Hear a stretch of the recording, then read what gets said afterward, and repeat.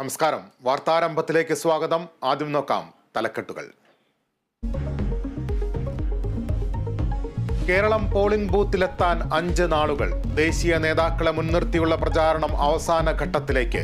രാഹുലിനെതിരെ വിമർശനം തുടരാൻ മുഖ്യമന്ത്രി. CPM BJP അന്തർധാര എന്ന പ്രതിരോധവുമായി UDF. വീട്ടിലെ വോട്ടിൽ പരാതികൾ തീരുന്നില്ല. കണ്ണൂരിൽ CPMനെതിരെ വീണ്ടും പരാതിയുമായി UDF. 106 വയസ്സായ സ്ത്രീയെ നിർബന്ധിച്ച് വോട്ട് ചെയ്യിപ്പിച്ചുവെന്ന ആരോപണം. തിരുവനന്തപുരത്ത് പിറന്നാൾ ആഘോഷത്തിനിടെ സംഘർഷം. 4 പേർക്ക് കുത്തേറ്റു. സംഭവം ഇന്നലെ രാത്രി കഴക്കൂട്ടത്ത് ബാർ റെസ്റ്റോറന്റിൽ. 3 പേർ കസ്റ്റഡിയിൽ.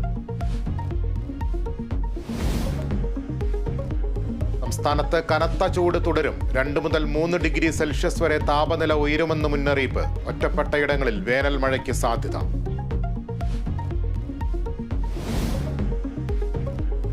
ഇന്ത്യൻ പ്രീമിയർ ലീഗിൽ ഇന്ന് 2 മത്സരങ്ങൾ. ആദ്യ മത്സരത്തിൽ കൊൽക്കത്ത ബംഗളൂരുവിനെ നേരിടും. പഞ്ചാബ് ഗുജറാത്ത് പോരാട്ടം രാത്രി 7:30 മൊഹാലിയിൽ.